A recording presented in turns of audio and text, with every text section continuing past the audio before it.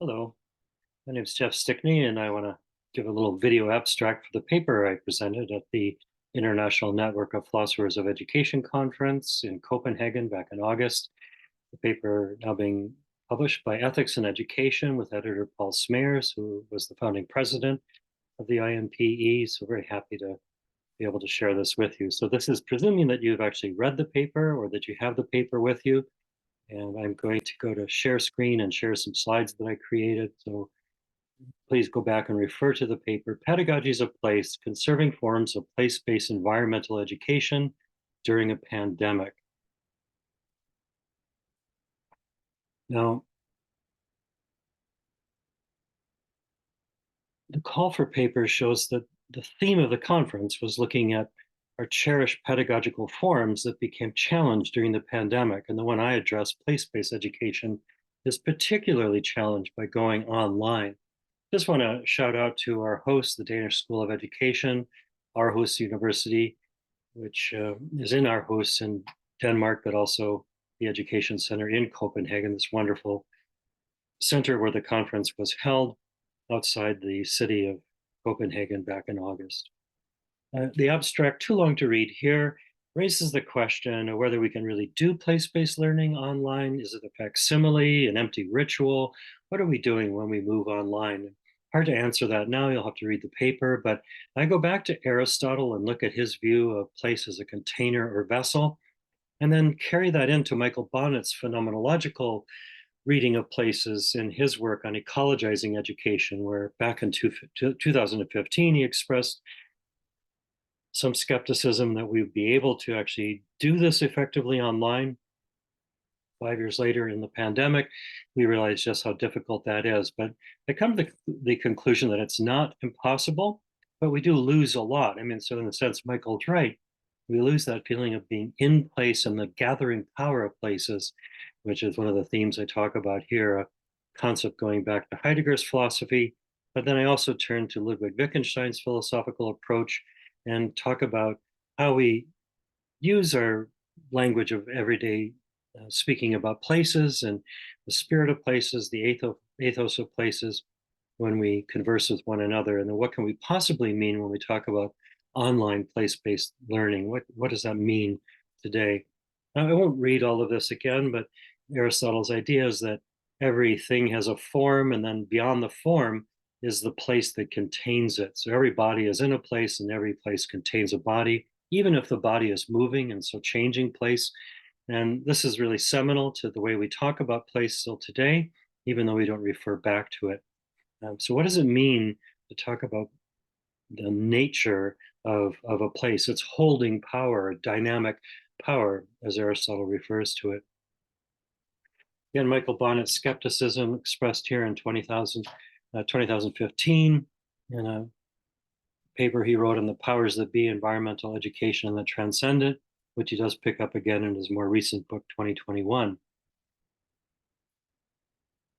This is the seminar room in which I gave the paper, and I got in there early in the morning, and before anyone had come in, I did some drawings. So I took this flip chart paper and made a drawing, covered it up, and then I decided not to use slides there. I wanted to do something a little bit more dynamic, a little more performative. And so referring to this picture was a way of recalling a tree that I'm very fond of that I use in my own pedagogy. It's a copper beech tree in my local neighborhood near my campus, where I bring my students and we talk about how we see trees, how do we conceptually regard them, how do we see them in a sense through the grammar of our language, and then can we ever get outside of that to see them in themselves, these philosophical kinds of questions. I do address this in my paper, Seeing Trees, Poetics of Place-Based Aesthetic Environmental Education. Using Heidegger and Wittgenstein, you can see that as a video abstract that I'm providing here for you if you want to go and have a look at that. This is what the actual tree looks like. It's older than the city of Toronto itself, but students sit around here and then we talk about the tree. I have them draw parts of the tree. Then we talk about in what sense are you inside or outside the tree? An idea going back to Neil Everton's book, The Natural Alien, where he gives us this rich quote, which is in the paper, the 2020 paper that I gave at at Oxford for the Philosophy of Education Society of Great Britain.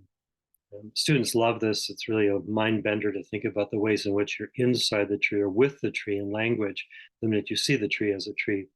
Michael Bonnet quotes Gerald Manley Hopkins' poem, The Binsley Poplars, where if you go to the end of the poem here, how in a mere 10 or 12 strokes of an axe, the havoc unselve, the sweet especial scene.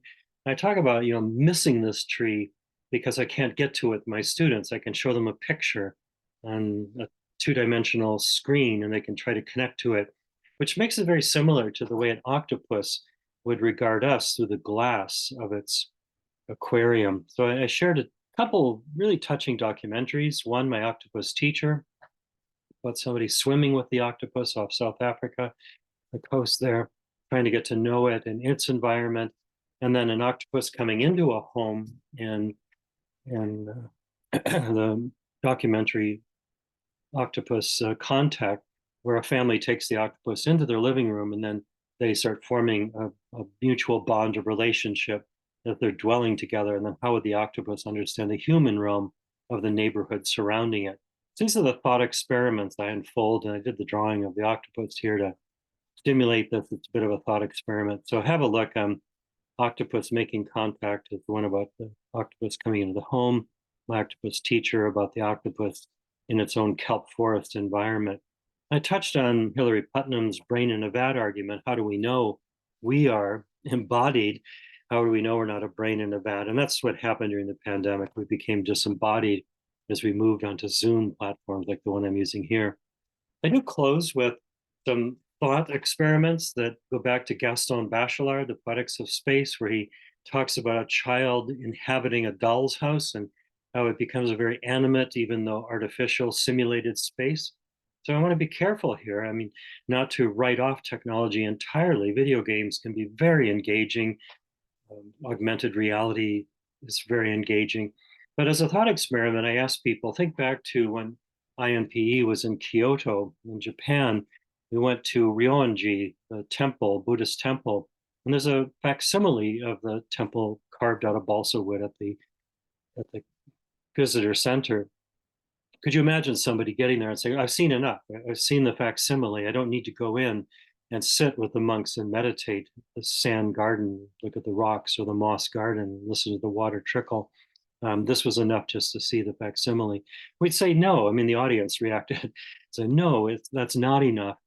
So what are we missing when we're trying to reach places through our digital technology?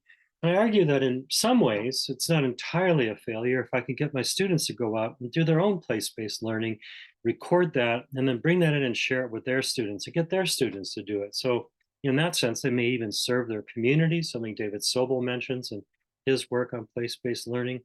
And so even though it's not meeting all the criteria, we're not moving in space, we're not placed or embodied the same way we would be there in person. I can't see their faces and pick up on their visual cues. In another way, it is serving the same aims of environmental education, and we are moving forward if the students then themselves bring this into their skill set and use this to talk about the environment and the way they care for it. So I hope you go on and read the paper and that this was somewhat helpful. I will sign off. Here I am in a lovely cabin on the Mad River in Creemore, Ontario, in northern North America. Take care, everyone, and hope to see you maybe at the next CMP conference in Lancashire. Bye now.